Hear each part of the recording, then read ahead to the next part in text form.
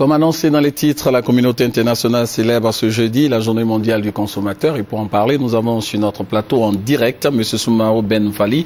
Il est le président national de l'Association pour la protection des consommateurs actifs de Côte d'Ivoire. Bonsoir David. Quel est le thème de cette édition 2012 ? 2012, les thèmes fournis par l'organisation internationale, c'est notre argent, notre droit. Mais en Côte d'Ivoire, nous avons choisi un thème national, le consommateur face à la cherté de la vie. Est-ce que vous êtes présent sur le terrain? Absolument, on fait ce qu'on peut sur le terrain, même si les actions ne sont pas sentées comme il faut, mais avec les moyens de bord, nous sommes sur le terrain. Alors vous êtes très souvent reçu par le ministre du Commerce. Est-ce que vous pouvez travailler librement? Nous sommes en étroite collaboration avec monsieur le ministre du Commerce, qui nous reçoit régulièrement, même aujourd'hui, après la cérémonie, il nous a fait l'honneur de nous recevoir, avec qui nous échangeons, et puis nous essayons d'apporter notre contribution quant aux souffrances des consommateurs auprès des autorités représentées par monsieur le ministre du Commerce. Alors, vous avez parlé des souffrances des consommateurs, est-ce qu'on peut en parler? Il s'agit de quoi exactement? Il y a des grincements des dents au niveau de la cherté de la vie? Absolument, oui. Ça a été un constat. Je félicite le nouveau Premier ministre dès sa prise de fonction qui a parlé aujourd'hui de la cherté de la vie. Et nous sommes dit, le gouvernement en parle, mais nous, les consommateurs, quelle est notre part des responsabilités dans la cherté de la vie? Et donc, aujourd'hui, nous avons mis 10 commissions en place qui vont commencer à travailler sur la flambée des prix et la santé. Et M. David, j'ai été désagréablement surpris que l'État de Côte d'Ivoire, le président de la République, met des milliards pour que les citoyens soient soignés gratuitement et que personne n'a pu bénéficier de ces soins gratuits et par la faute. On parle des soins ciblés et tout sur le terrain, c'est pas une réalité? Ce n'est pas une réalité. L'argent a été déboursé, les médicaments ont été donnés, le président de la République a fait ce qu'il pouvait, le gouvernement a fait ce qu'il pouvait, mais dans les pratiques, il se trouve qu'il y a des mauvaises foi. Alors, il y a un réseau qui s'est mis en place. Alors, cette opération a été un échec. Je pense que le gouvernement a décidé de reprendre le dossier et puis pour le suivre de très près. Et nous aussi, population, nous avons notre part de responsabilité. Il faut qu'on ait le courage de dénoncer ces personnes-là. Le temps qui nous est imparti n'est pas beaucoup, parce que moi, je ne peux pas comprendre que à partir du moment où on déclare la gratuité des soins et que l'on continue à nous prendre de l'argent directement dans les labos, alors qu'en venant à l'hôpital, c'est bien écrit. Est-ce que vous avez des cas, parce qu'on peut considérer ça comme étant des affirmations gratuites, est-ce que vous avez un cas précis dans un hôpital? Même ce matin, sur le plateau de RTID, il y a un consommateur qui a appelé en direct dans un hôpital de la place où on a demandé d'éviter de citer des noms, mais qui a été victime. Et moi qui vous parle, il y a 2 semaines de cela, j'ai un parent qui est parti dans un hôpital, qui devait être opéré. On lui a dit, bon, si on doit faire l'opération ici, c'est 200 000 francs.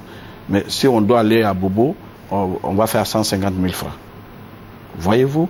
À Bobo, dans une clinique privée, on vous propose moins 150 000 et on vous dit dans un centre de santé publique et que ça va coûter 200 000 francs. Mais puisque 150 000, 250 000 francs, peut-être ça peut vous aider à payer les médicaments. Donc tu es obligé d'accepter d'aller en dehors de l'hôpital pour aller se faire soigner. Alors donc, Madame la Ministre est donc interpellée. Alors vous avez créé une autre commission qui parle de la flambée des prix des denrées alimentaires. Absolument. Sur le terrain, oui, les prix sont fixés de façon anarchique. De façon anarchique, d'abord. Mais qu'est-ce que vous faites alors pour le riz, le système que nous ne maîtrisons pas aujourd'hui parce que le riz est importé. Et donc, ces opérateurs économiques qui nous parlent chaque fois que le dollar qui monte, le gouvernement est en train de discuter, et le gouvernement nous associe aux discussions. Mais ce que je ne peux pas comprendre, le charbon n'est pas importé, les produits vivriers n'est pas importé, la viande de bétail. Nous avons eu une rencontre avec ces responsables, messieurs les ministres du Commerce et de la production animale, eux-mêmes ils ont affirmé qu'aujourd'hui, ils encaissent 455 000 francs qui partaient dans les faux frais, qui faisaient que la viande était chère. Mais des mois après, nous constatons que la viande est maintenant au même prix. Qu'est-ce qui ne va pas? Donc nous avons créé une commission pour savoir de l'arrivée de la frontière jusqu'à l'abattoir, quels sont les réseaux qui s'occupent de cette filière-là et qui est responsable de ces augmentations. Et vous pensez apporter des solutions, hein? Absolument. Nous avons eu une discussion franche avec le président de la filière bétail de l'Afrique de l'Ouest, en tout cas qui nous a donné son accord et qui est prêt à nous aider pour qu'ensemble on puisse détecter ce qui ne va pas, pour que dans les jours à venir, le ménage ivoirien puisse payer moins cher la viande. Vous dénoncez aussi le comportement de certaines entreprises qui ont le monopole? Absolument. Dans un système de monopole, aujourd'hui, lorsque vous avez affaire à une entreprise qui est la seule entreprise prestataire d'un service, vous n'avez pas de choix. Même si vous êtes en faute, on vous dit réglez d'abord et puis après on va trancher. C'est parce que nous sommes dans un système de monopole. Est-ce que vous avez un exemple? Nous avons un exemple palpable sur l'électricité, par exemple. L'ensemble des Ivoiriens, la majorité sont victimes de la part de cette société. Et quand on vient se plaindre, on vous demande de payer d'abord avant de trancher. Parfois, on vous donne des factures que vous n'avez pas consommées. Et vous voyez, vous, par exemple, je profite de lancer un appel au gouvernement. Lors de la crise de 2002, dans les zones C, nous avons été saisis. Il y a des gens qui ont des factures de 5 millions. On exige que ceux-ci payent d'abord avant qu'il n'y ait d'électricité. Donc nous demandons au gouvernement de prendre quand même des décisions pour essayer de régler ce problème de facture. Et à Abidjan aussi, lors de la post-crise électorale, il y a eu des arriérés de 2 mois, 3 mois, et on continue à faire la pression sur les consommateurs, alors que pendant ce temps, la majorité avait abandonné leur maison, donc n'ont pas consommé l'électricité. Ah ouais. Voilà. Ouais. Et il y a le problème de l'éducation.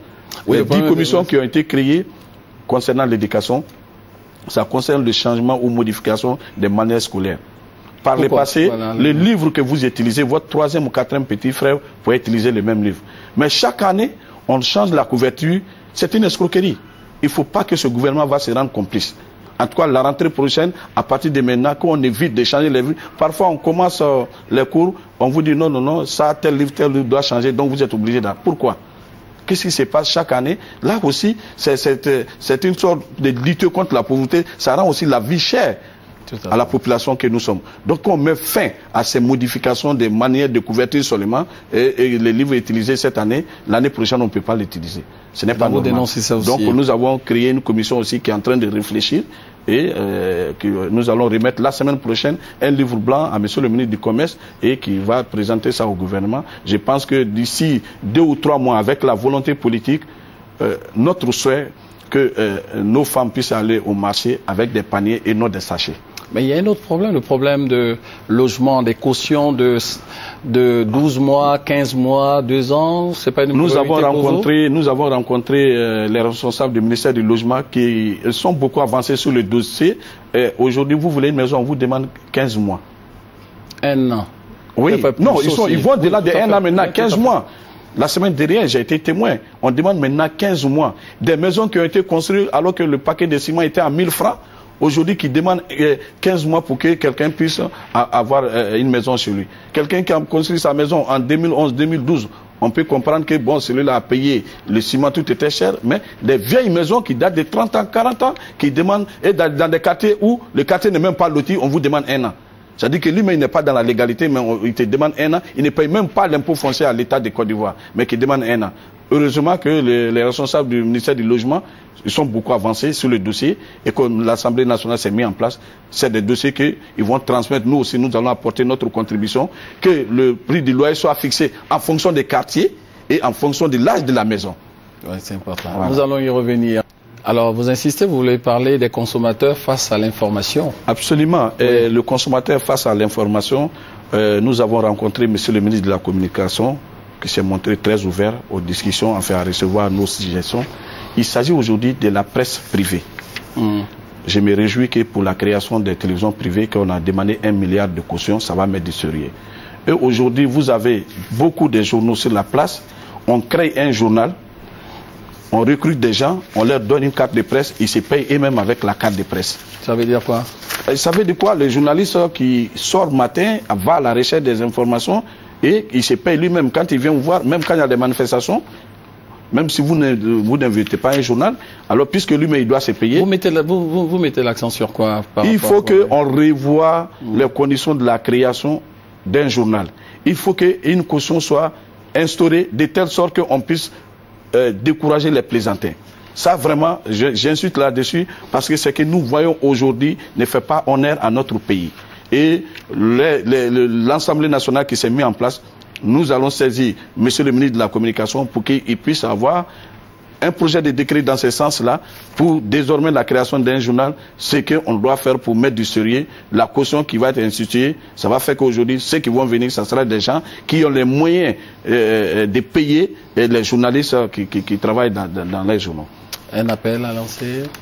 Bon, un appel à lancer, c'est d'abord aux consommateurs que je voulais m'adresser. Oui. C'est vrai, on parle du gouvernement, on parle de la charité de la vie, mais est-ce que nous aussi, on n'a pas une part de responsabilité? Nous restons passifs face à cette situation. Quand je dis nous restons passifs, aujourd'hui, nous devons faire un effort pour chercher à savoir qui vend moins cher, la qualité. Quand je dis vend moins cher, je parle de la qualité, je ne parle pas de la contrefaçon. Donc, faire un effort de retrouver les opérateurs économiques qui nous vendent moins cher. Et quand on va adopter cette démarche-là, c'est sûr que celui qui va vendre cher va revenir sur la terre. Ou bien un produit qui augmente quand on décide de boycotter. Je vous donne un exemple palpable. Le riz, tout le monde en parle. Essayons un peu, donnez-nous 3 jours sans consommer le riz. Et s'ils ont les magasins ouverts et que personne ne paye le riz, je pense qu'on va trouver une solution. Donc il faudra que l'Ivoirien aujourd'hui puisse adopter ce comportement lorsque nous lançons un appel pour dire boycotter un tel produit, c'est pour leur intérêt. Et si ce produit est boycotté 24 heures, 48 heures, 72 heures que personne ne paye, j'ai cité une ville ce matin, à Korogo, une année, où les bouchers se sont permis d'augmenter le prix de la viande. Les femmes de Korogo n'ont pas réagi. Elles ont décidé simplement, pendant 2 jours, de ne pas acheter de la viande. Et le 3e jour, les bouchers sont revenus sur l'ancien prix. Ok, merci beaucoup. Hein. Et je remercie la direction générale de la RTI de m'avoir donné l'occasion de s'exprimer sur ce plateau aujourd'hui au nom des consommateurs. Et ce n'est pas pour vous flatter. Aujourd'hui, la RTI est devenue regardable. Et en Côte d'Ivoire et ailleurs, on nous appelle aujourd'hui, notre télévision s'est réconciliée avec les téléspectateurs. Voilà, parole de président d'association de consommateurs de Côte d'Ivoire.